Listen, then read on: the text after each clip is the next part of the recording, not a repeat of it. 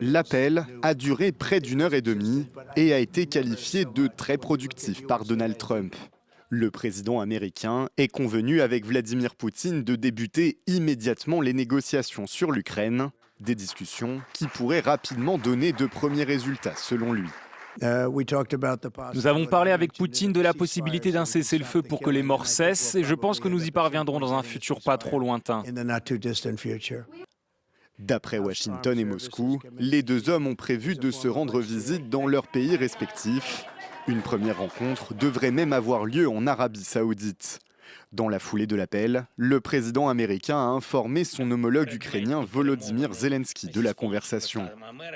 Une chronologie qui marque déjà la rupture avec la politique de soutien à l'Ukraine initiée par Joe Biden.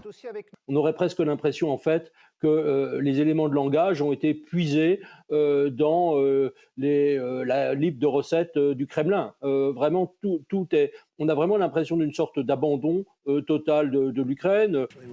Ces annonces interviennent en effet après une série de déclarations défavorables à Kiev de la part de Washington. Lundi, Donald Trump n'a pas exclu la possibilité que les Ukrainiens deviennent russes un jour. Face à ses homologues de l'OTAN, le secrétaire d'État à la Défense a quant à lui jugé irréaliste l'adhésion de l'Ukraine à l'Alliance transatlantique et le retour aux frontières d'avant 2014. Des déclarations qui marginalisent l'Europe, grande absente des négociations entre États-Unis et Russie.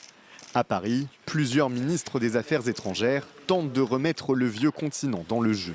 Il n'y aura aucune paix juste et durable en Ukraine sans la participation des Européens. Et les Européens ne pourront pas apporter leur concours s'ils ne sont pas associés d'une manière ou d'une autre à la discussion. Les derniers développements constituent un tournant majeur dans la guerre en Ukraine, près de 3 ans après le début de l'offensive russe contre